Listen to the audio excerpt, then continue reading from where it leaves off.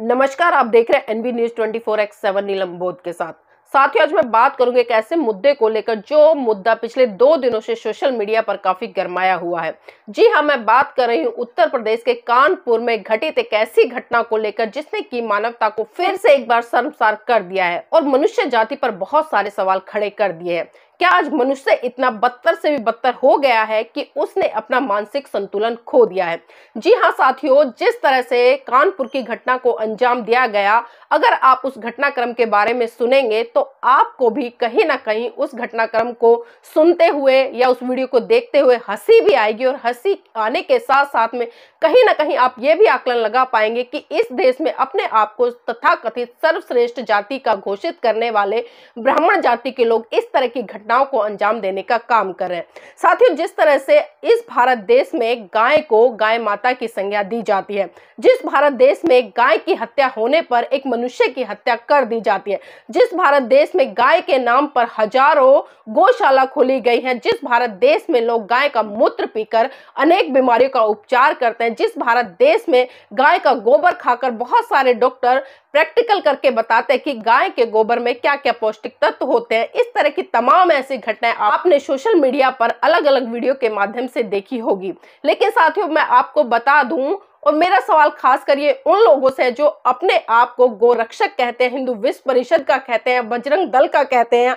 या फिर अगर मैं बात करूं माननीय योगी आदित्यनाथ की, जिस तरह से उन्होंने उत्तर प्रदेश में जो गोरक्षा का मुद्दा था उसको भुनाने का बहुत बड़े स्तर पर काम किया था चुनावों में। लेकिन साथियों, उत्तर प्रदेश के कानपुर में जो घटना घटित है उसको लेकर आज तथाकथित सारे हिंदूवादी, ब्राह्मणवादी और खासकर जो गोरक्षक है या हिंदू विश्व परिषद है या बजरंग दल है, यहाँ तक कि माननीय योगी आदित्यनाथ भी चुप्पी साधे बैठे हैं। साथियों, घटनाक्रम इस तरह से है, कानपुर में गाय के साथ में मिश्रा नाम का व्यक्ति सेक्स करता नजर आता है। साथियों, ये वीडियो सोशल मीडिया पर वायरल है और इस वीडियो को देखकर आप आकलन कर सकते हैं कि जो व्यक्ति या जो संगठन या जिस मानसिकता के लोग गाय को अपनी माता कह रहे हैं, उसी मानसिकता के लोग आज अपनी मां के साथ में सेक्स करने का काम कर रहे हैं। साथियों, बात बहुत कड़वी भी है, सुनते हुए आपको बहुत गंदा भी लग रहा होगा, लेकिन आप देखिए कि किस तरह से दूषित मानसिकता के लोग इस तरह की घटनाओं को अंजाम देने का काम कर रहे हैं।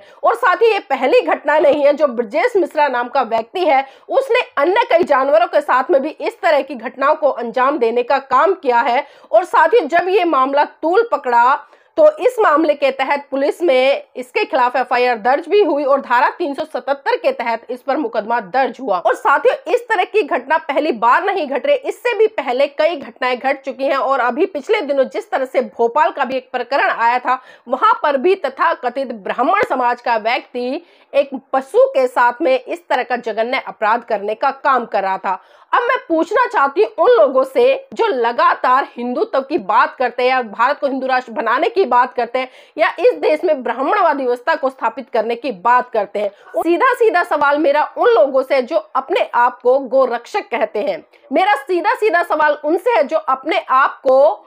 बजरंग दल का सदस्य कहते हैं, या जो लोग बहुत सारी गौशाला खोले हुए हैं या गौशालाओं के नाम पर आज करोड़ों अरबों रुपए कमाने का काम कर रहे हैं। क्या अब आपकी भावनाएं आहत नहीं हुई जब ब्रजेश मिश्रा नाम के इस व्यक्ति ने आपकी गाय माता के साथ में सेक्स करने का काम किया? अब आप लोगों ने इस प्रकरण को लेकर चुप्पी क्यों साध रखी है? क्या यही आपकी संस्कृति है? क्या यही आपका धर्म है? क्या यही आपका ब्राह्मणवाद है कि एक मनुष्य के साथ में जो व्यवहार होना चाहिए वो व्यवहार मनुष्य के साथ में ना कर कर वो एक पशु के साथ कर रहा है, और वो भी वो पशु जिसको कि आप गाय माता कहते हैं, जिसको आप सुबह उठकर रोटी खिलाने का काम करते हैं, जिसके लिए आपके परिवार में अगर रोटी बनती है तो पहली रोटी गाय माता के नाम की बनती है और आप उस गाय माता को पूजने का काम भी करते हैं। लेकिन उसी गाय माता के साथ में जो ये ब्रजेश मिश्रा नाम का व्यक्ति है, ये कितना कुकर्म कर रहा है, एक बार इस पर तो आवाज उठाइए। आप बिल्कुल आवाज नहीं उठाएंगे, क्योंकि आपकी मानसिकता का पता इसी बात से चल सकता है कि आपकी छोटी छोटी बातों को लेकर तो भावनाएं आहत हो जाती है जब आपको अपना वर्चस्व दिखाई देता है, या बेफालतू के दंगे आप लोगों को कराने होते हैं, या राजनीति आप लोगों को चमकानी होती है। और क्योंकि जिस तरह से आप सबने देखा होगा कि जब पठान मूवी रिलीज हुई थी तो उसमें मात्र भगवा रंग को लेकर किस तरह से तांडव मचा दिया था हिंदूवादी लोगों ने, ब्राह्मणवादी लोगों ने। और उसके बाद में भी कई ऐसे प्रकरण आए, पीके मूवी की अगर मैं बात करूं, उसको लेकर भी तमाम इस तरह के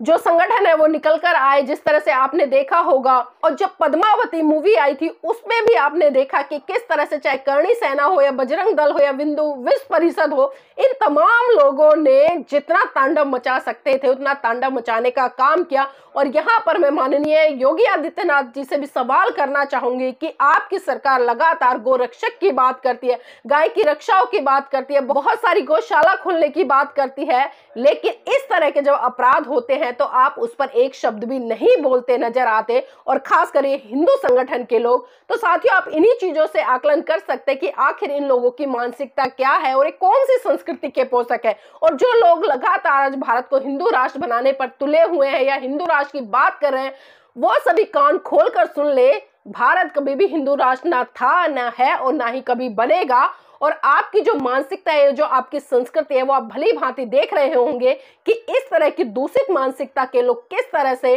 अपनी मां रूपी गाय के साथ में बलात्कार करते नजर आते हैं। और तो सोचिए समझिए साथियों कि ये लोग किस मानसिकता के हैं।